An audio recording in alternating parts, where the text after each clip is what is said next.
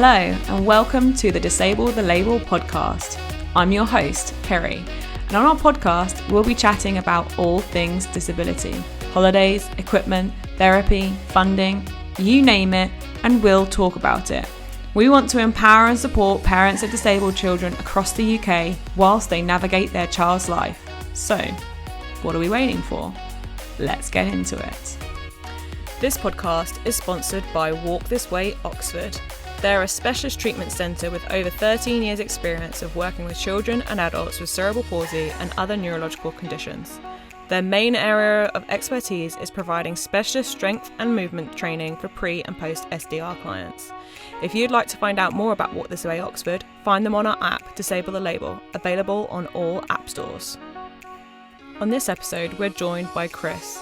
Chris is somebody with cerebral palsy and who has had SDR and wants to talk about his journey.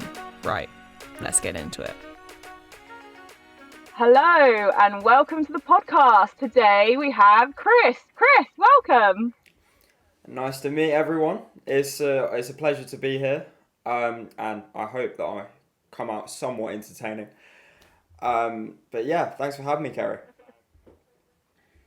No worries. Of course, I'm sure you'll come out entertaining. I always love doing these. So introduce yourself. Tell the listeners about you, who you are, etc., and then we can get on with all these questions that I have for you. Yeah, cool, awesome. So I'm Chris Brittain. I grew up in Surrey. I've lived in Surrey all my life, and I'm an early candidate from about 10 years ago for SDR. Which is a procedure to mitigate the effects of cerebral palsy spastic diplegia, which I was diagnosed with when I was 2. And since then, I've just made it my object, and my goal is to break every boundary that's set in front of me, really. And I would consider myself one of the most successful candidates. I wanted to come on here, just sort of share my thoughts, what it's like living with cerebral palsy post SDR, how other children can get to grips with it and push the boundaries like I do, and I want to inspire some parents as well. So yeah, nice. So for our listeners that may not know, SDR stands for Selective Dorsal Rhizotomy, and basically it's a procedure where the nerves in the spine are cut, which then help the spasticity in the legs. So, for example, if a person's legs are really, really tight and kind of really struggle to be uncrossed, they might come out of the procedure and not have that to fight against, and they won't have that spasticity there anymore. So, it's something that's come over from the US with Dr. Parks, and I know obviously Chris went over to the US to have his done, so we'll be hearing a little bit about that later on in the podcast. So, as you said, you were 2 when you got diagnosed. Tell me a little bit about kind of your childhood and what you were like, kind of growing up. yeah. According to my mum and my dad, I was always very adventurous. But it was what we sort of noticed was the milestones were just that little bit delayed. For example, while kids would learn to start drawing or start, making pictures and start moving around, I would just commit to crawling. I'd be like, nah, I don't want to. I want to use all 4 legs. I don't want to just use 2. Obviously, my mum and my dad, after a while, they thought, oh, maybe he's just a late bloomer. And, we started to get a little bit concerned when I was breaching sort of 1 and still hadn't taken my first steps. And then about the age of 2, we took me to a specialist called Dr. Hancock. I don't know if you know who she is, but I was diagnosed with cerebral palsy spastic diplegia, which of course, for my parents, that was a big shock because they only knew cerebral palsy as, affecting everything, like the really severe cases. Obviously, it's what associated. If you say cerebral palsy to the average person, they'll think of like speech impediment and stuff like that. And then they sort of explained to it, and it was quite a big shock. And I was told that it was most likely, not at all, but it was most likely that I wouldn't be able to walk unaided. And And yeah, I kind of just, throughout my childhood, I just sort of got on with it. Like, I had a K Walker, um, and I go around, like, I was making friends, as any kid would, really. But yeah, it was, I sort of just had to get on with it. Yeah, yeah. I think kids are very resilient, and it's actually you as a child didn't know any different. Like that's what you were born. That's how your body felt, and actually you would probably just kind of get on with it and throw yourself into anything, you know. Um, so you use a K walker to walk around. How far could you kind of go in your walker? Like, did you get tired quite easily when you were younger in your walker, or was that was your main source of like movement, etc.?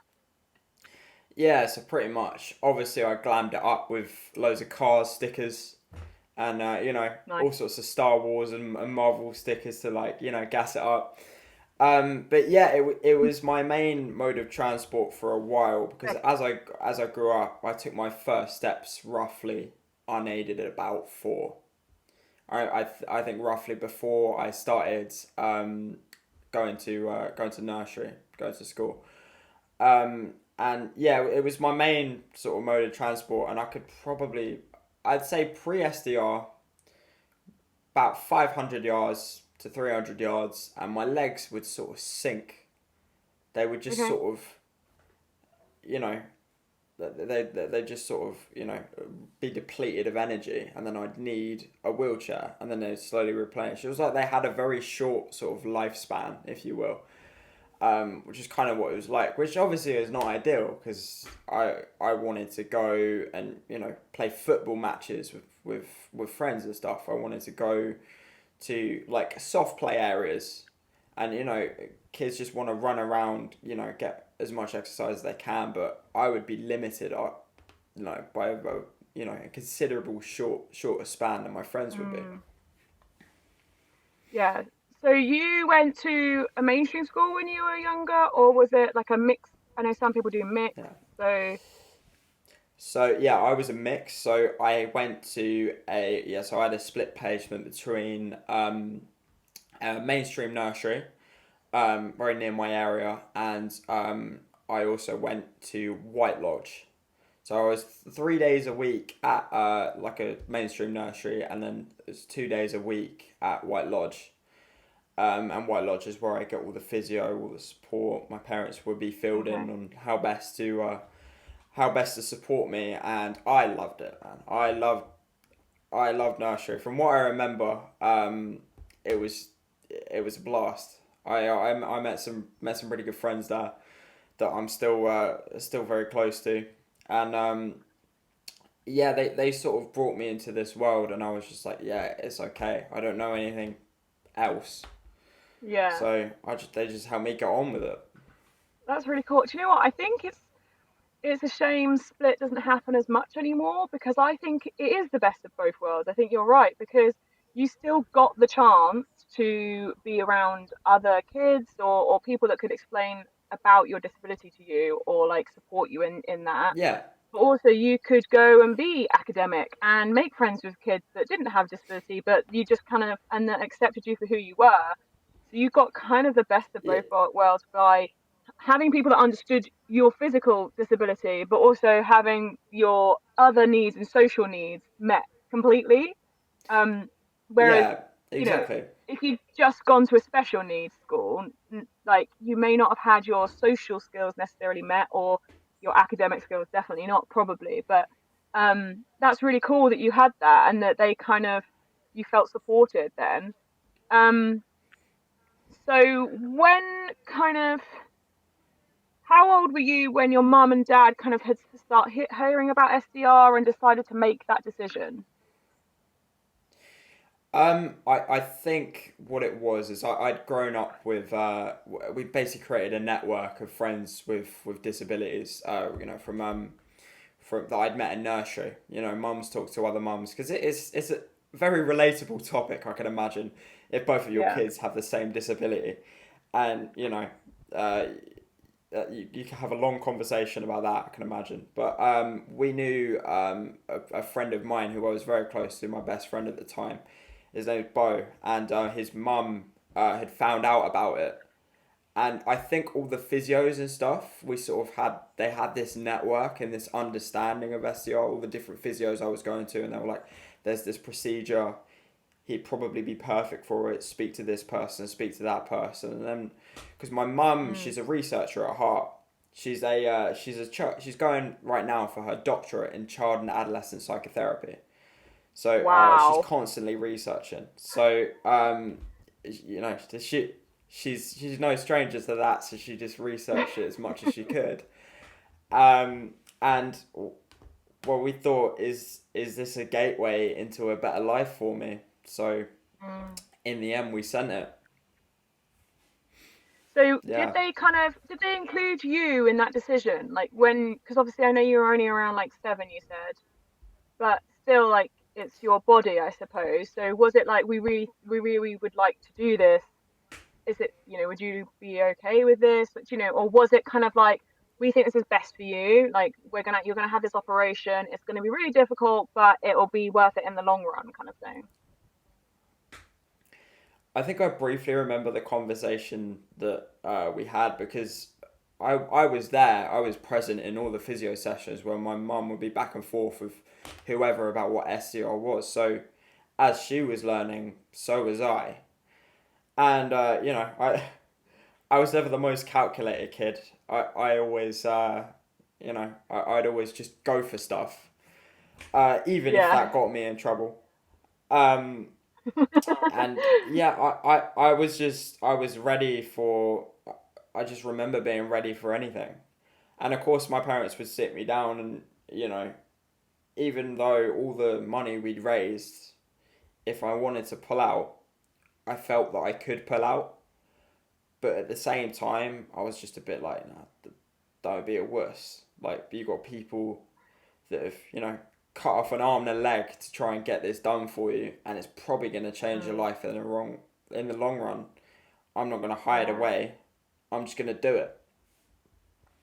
So, for those people that don't know or are just learning about SDR from this podcast, you obviously, and this is whether the case whether you have this operation in the UK or in the US, you do have to raise the funds, whether that be for the operation, towards the operation, or for the therapy pre and post. So, you guys obviously raised the funds and you went to the US. Did you? I don't know if you know, but did you ever like try to do it in the UK, or was it not over here at that point? It was very new, and Mm, of course with my mum being a researcher, she researched it extensively, and it was just introduced into Bristol, I think. right. And we were like, well, we're kind of looking for the best of the best here, because I mean, it's spinal. It's a procedure or an integral part of your body, and Totally. any like minor miscalculation could result in catastrophic failure. So we'd want the best out of it. And yeah, so we thought, yeah, we'll do the month out in St. Louis, and we knew that the best people were out there over at the Children's Hospital.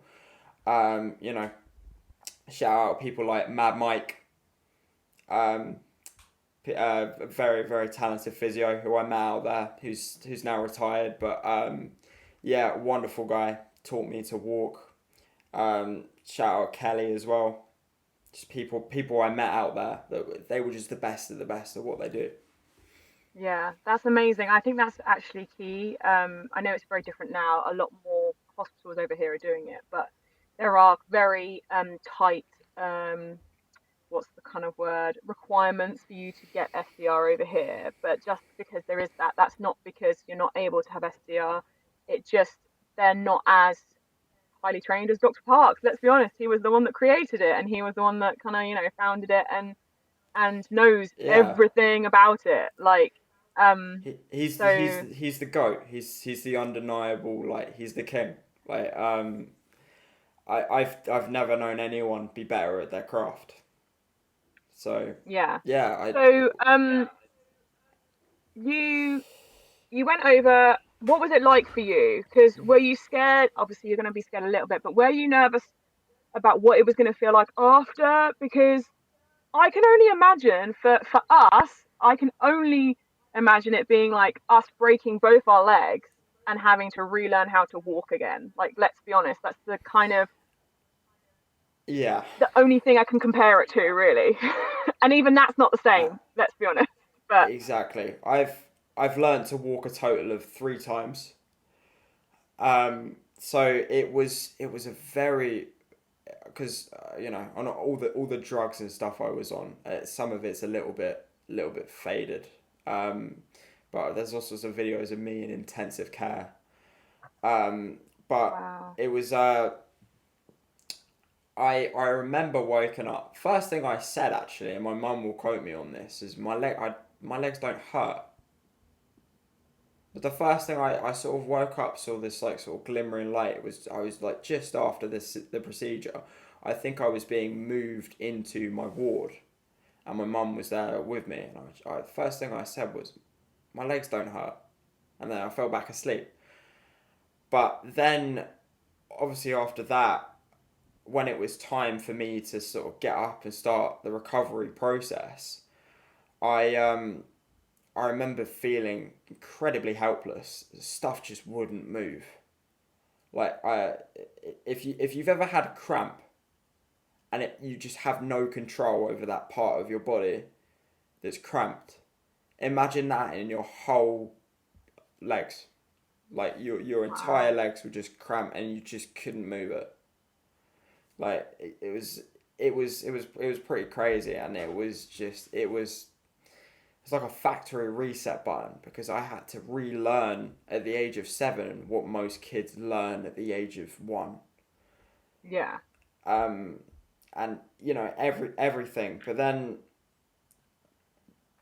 it just required willpower. It just required me, my parents, everyone around me to just push me through it.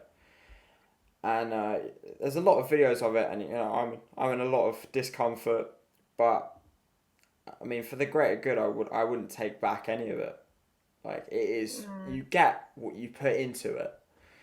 If you don't do the physio, if you don't do the exercise, if you don't break yourself, it's not gonna be worth it. yeah. I think it's a hard one, isn't it? Because obviously a lot of I'm sure your mum didn't want to see you in pain and didn't enjoy seeing you in pain, but it's like kind of remembering that end goal that actually that amount of pain that you're in right now could potentially mean that in the future you're in less pain for the rest of your life. Really, like, Yeah, yeah, yeah. It's like, reflecting back on it now, I associate that pain that I need, because it's not just a physical pain, it's also a mental pain of not being in mm, control of anything. And whenever I do that, like if I'm in the gym and I'm really struggling on my last set, and my muscles have gone to failure and I just can't lift that weight anymore, I'll think back to my days in SDR, and I'll be like, look, for the greater good, I've just got to send it. I know I've got it in me. It's just going to be slow and it's going to be painful, and that is it. There's nothing enjoyable about that. But couple years time, I'll be shredded, so it doesn't matter. That that's that, yeah. that that's what I'm doing it for. So tell us about what you would say your worst parts about SDR were, but you also your best parts about SDR, because I'm sure there's definitely both. That is a wonderful question, and I might get a little bit controversial here, but maybe some parents will know what I mean. I'd say obviously the worst parts are you are limited. No matter what you do, I mean, people don't like the term disability, but you are disabled. You are disadvantaged. I will have to work for anything I do, whether that's, walking to the co-op or, doing the washing up. My muscles have to work 10 times as hard as a normal person. Like, that's just Yeah. it. permanently. Because if I was to describe the way cerebral palsy feels sometimes, it's like when you're not moving your legs, for a normal person, your muscles have like an off button. They know when not to be used. But because of the neural confusion with cerebral palsy, they don't know when to turn off and when to turn on. So obviously, if something's left on, like a light bulb, if it's left on for too long, it gets hot. It's kind of similar with my legs. If they get left on for too long, they kind of start to ache and get a bit tired. I'd say that's probably the worst part about it is, you are just, to its core, you're just disadvantaged. But when I get onto the best part, there's so much more of the good. Like, I have this conversation every now and then with my friends. They ask me, if there was some magic pill that would remove your disability completely, would you take it? And I'm on the fence, because it's such an embedded part of my life and an embedded part of my personality that I don't know if I want to remove it. Because the best parts of cerebral palsy is, for one, it's given me tremendous amounts of confidence, because I know that I'm the hardest person working in the room. Like, that is just facts. I'm working the hardest, and I'm doing the most. But also, it's such a laugh. Like, I'm able to. I've got a really good group of friends, and we all take the mick. We all take the piss a little bit. And it's not. It's like I can imagine there might be some kids out there that have struggled with people bullying them for cerebral palsy, but I never gave it power. And I'd always make jokes about it at school, and people were like, "Can I laugh at that?" But I've always just accepted it as like, it's part of me. It's fine. It's funny. And obviously you reap so many benefits. Like skipping queues at Thorpe Park. Leaving lessons 5 minutes early. And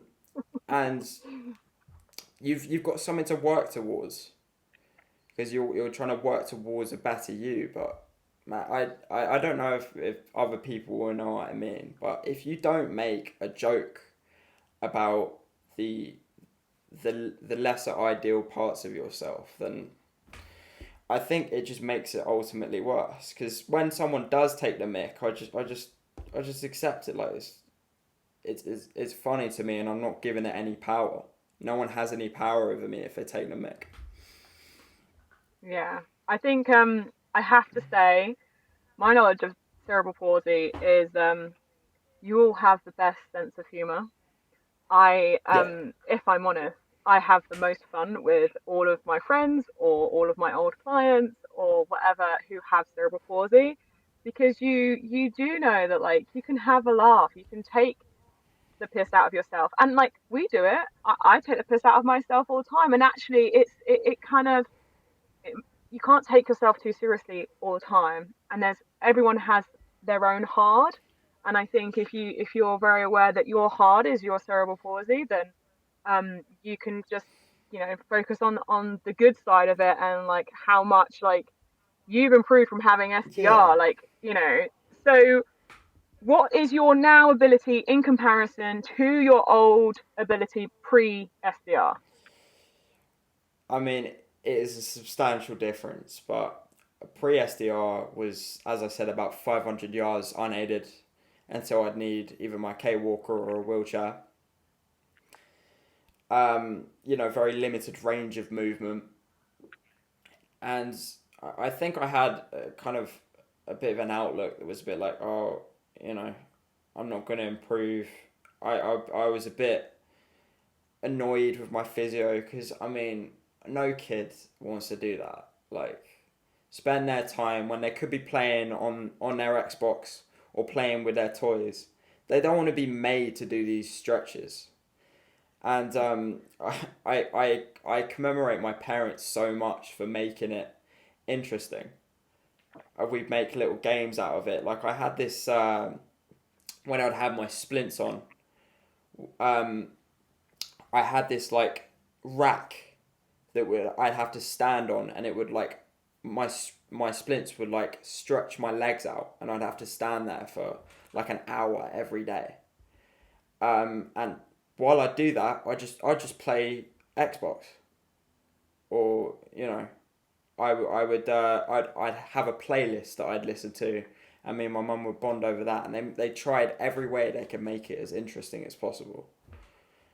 But yeah, I post SDR. I mean, once I got past and learned pretty much to walk again, I just started breaking boundary after boundary until my wheelchair was just sort of rotting in my shed and not being used. I didn't need it.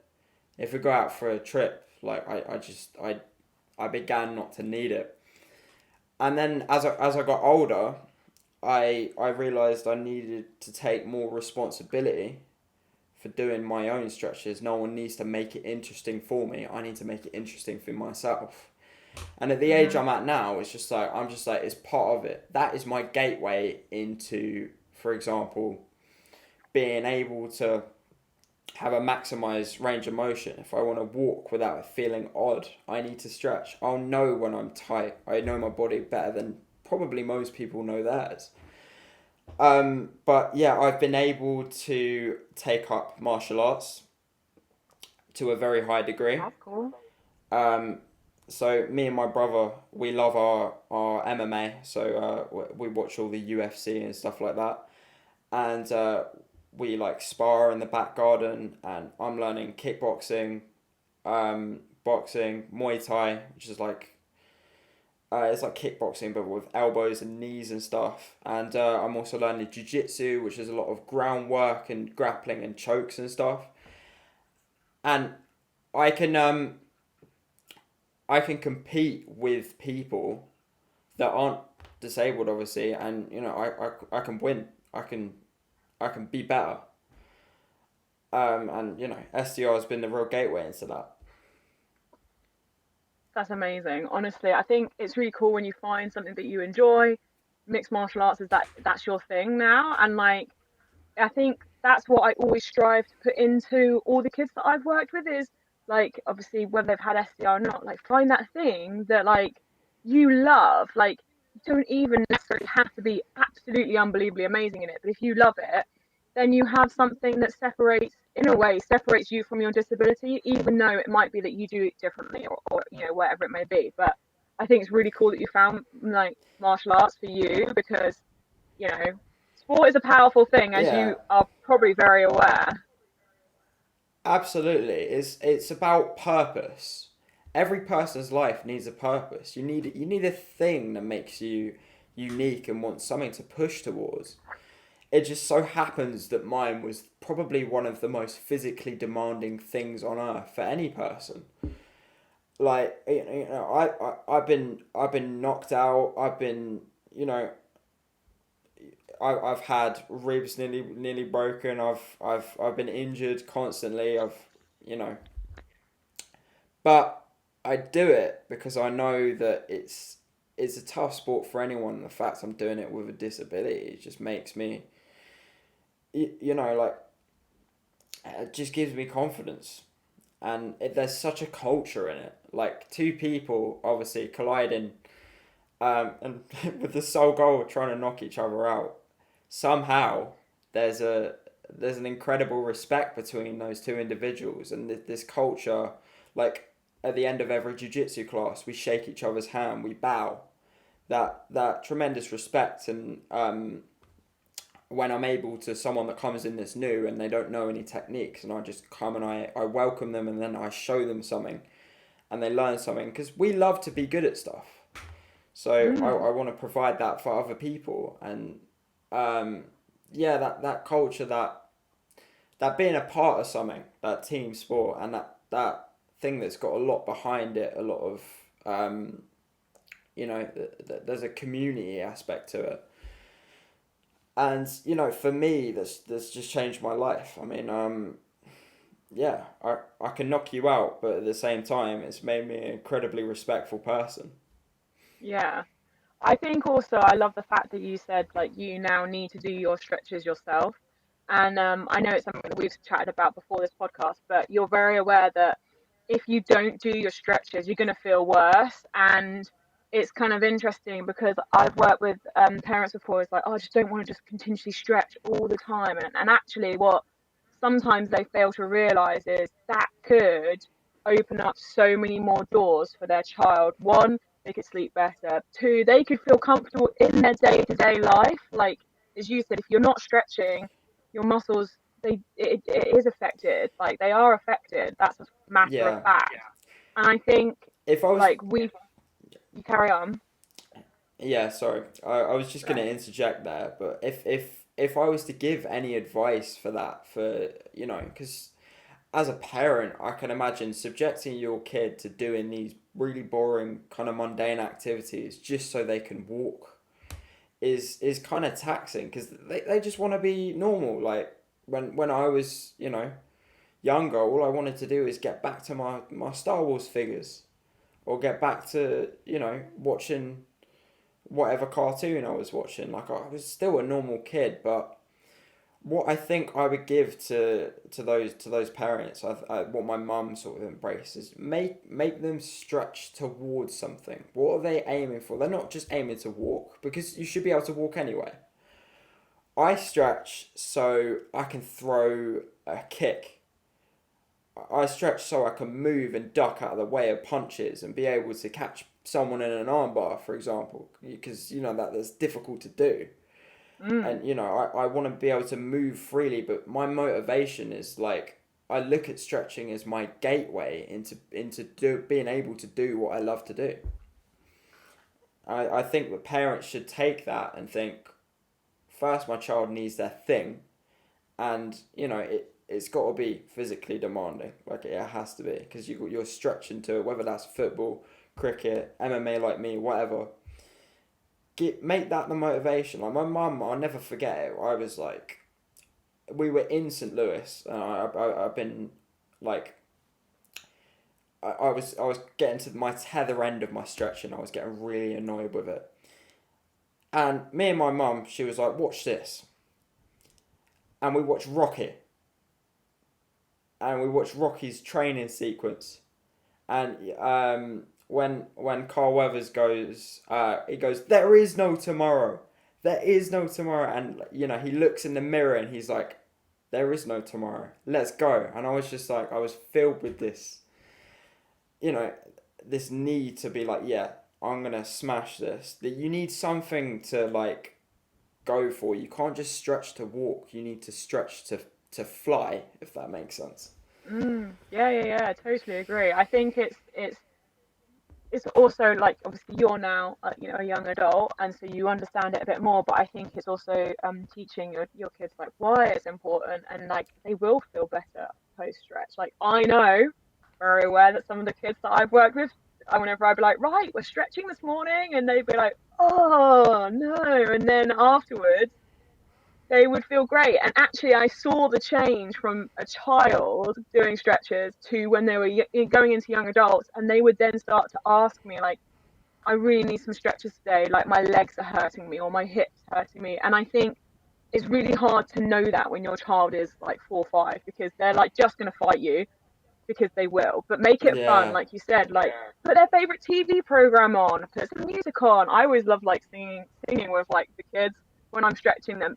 Do what they enjoy whilst they're Yeah. doing their stretches. Like as you said, they can play Xbox in their standing frame while their legs are Yeah. being, that's absolutely fine. Exactly. Yeah. And that will also work their fine motor skills at the same time. And I think it's just creating that that's an integral part of their life, and they will know that they need to do that for the rest of their life. Like even the most severe people who are in wheelchairs 100% of the time will tell you that it's still really important that they get stretches, or they get out of their chair, or they go, even in a swimming pool, for example. And I think it's really cool that you can see that, that yourself, and like you've kind of implemented that into your life, because you probably wouldn't continue to be where you are without those stretches. Like you wouldn't be able to do the fighting and all that kind of stuff. So I think it's really, really cool that you recognize that. Yeah. It's because we can get away with being lazy. Like we have an excuse to be lazy because we have this disability that we didn't ask for. So no one can blame us for being like, oh, I really don't want to do that today. Let me just submit and let me just, I'll stretch tomorrow. We because no one's gonna. It's difficult for someone without a disability to object to that and be like, no, you should do it now because they don't know how it feels. And I think this ability for us to be lazy is kind of easy to slip into, and you can feel a bit helpless and get into your self pity a bit. So I think not just stretching as well. I think strength and conditioning is a big thing that every parent should incorporate. My dad knew a guy called Mark Steiger. Shout out to Mark Steiger. He was the first personal trainer I'd ever had, and he used to coach Australian wrestlers.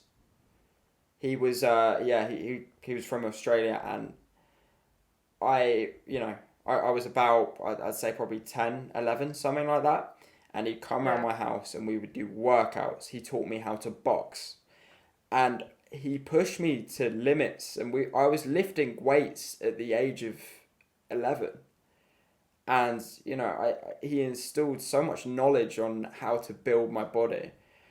And we would do wrestling. Like he taught me all sorts of different takedowns and stuff, which is obviously I'm gonna need now for my MMA. But Yeah. now he was able to get me into really good shape. So, and he'd incorporate stretches alongside that because he'd be like, oh, you need the stretch if you want to learn how to take someone down.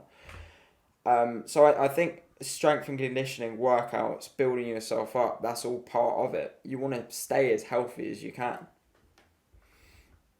Yeah.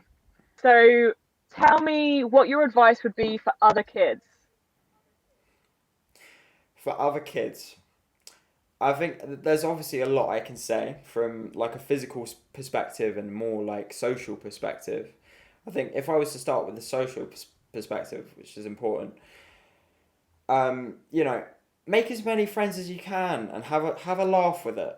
Like I'm a big advocate for that. Don't let it, you know, have any power. If someone takes the mick, calls you crippled, like stuff like that. It can be funny when you find the opportunity to make jokes because you're the only one that can make them, and then find yourself a group of friends that you could just have a laugh with. Not where it's one sided though. Obviously, there's a limit to it, but I trust my friends. I know that they're friends with me for me, and I sort of let them do whatever because I trust them. I know how much they've seen me through and they support me. So I think your group of friends your circle is very important. And it should give you that confidence of remember, no matter where you go, 9 times out of 10, you are working the hardest in the room. You are working harder than anyone in that room, and don't ever forget that because that like you almost kind of look over everyone in a sense and be like, yeah, I'm still here, but I'm working harder. So like channel that into your confidence and be outgoing. Um, and then I think also from a physical perspective, it is easier for us, as I said, to get lazy. If at all possible, do not do that. If you're finding yourself, oh, I don't want to stretch, go watch something brand new. Go watch someone do something incredible. Get inspired. Make your stretching routine a part of your daily life. It's don't make it a habit. Make it a requirement. If you don't stretch, you should go outside and feel horrible. Like if ever I leave the house, I haven't stretched. I feel like rubbish. I don't want to feel rubbish. I want to feel peak. I want to feel good to go. So if you don't stretch, then that's on you. That's a mental thing, and you need to get inspired. You need to get into a sport. You need to get into a culture that's going to bring you up and give you something to stretch towards. So what advice would you give to parents? Yeah, yeah. There we go. Yeah. So what advice would I give to parents? I think first things first. you're going to have to accept it for what it is. Obviously, none of it's your fault. But you can't let your kid get lazy. Don't treat them differently. My mum said, for example, my mum's a big advocate for that. When she'll say, can you do the washing up? And I'll be like, oh, my legs are a bit tired. She'll say, I don't care if you do it on your hands and knees. You're doing the washing up. Like, don't make any exceptions. If you think they're using it to get out of stuff. Yeah. Make it, push them for it. And obviously if your kids are a bit younger, make the physio as fun as you can.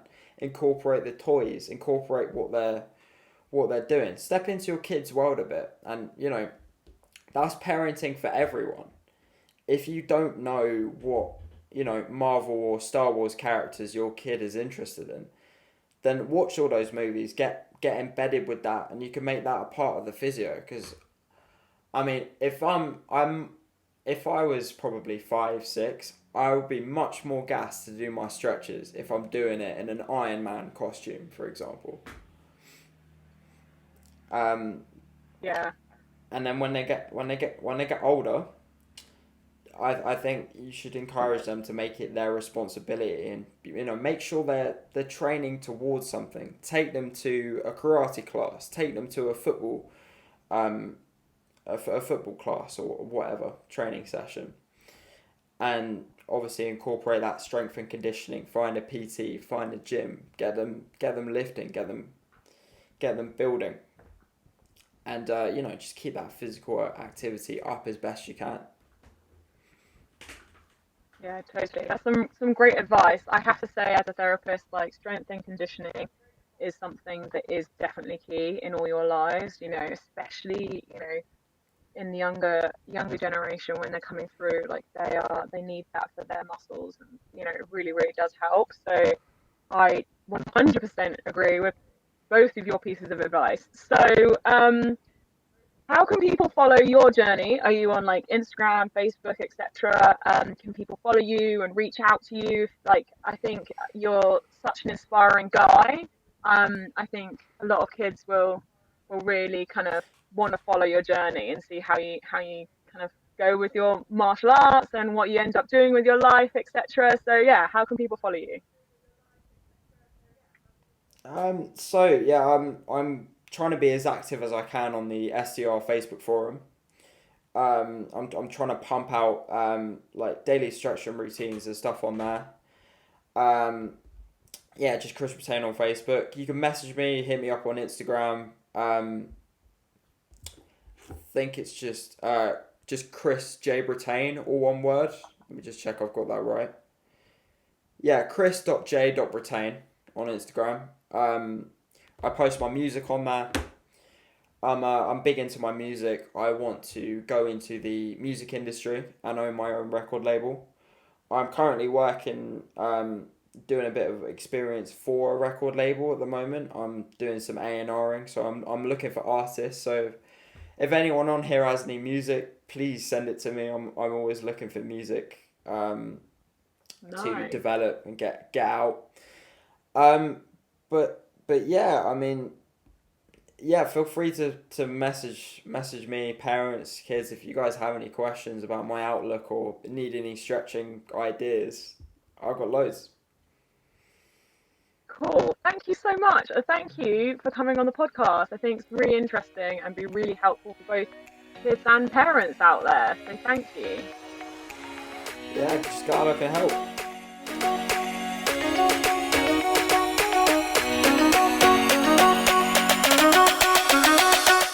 Thanks for tuning in to the Disable the Label podcast. Don't forget to subscribe and leave us a comment to let us know what you thought of this episode.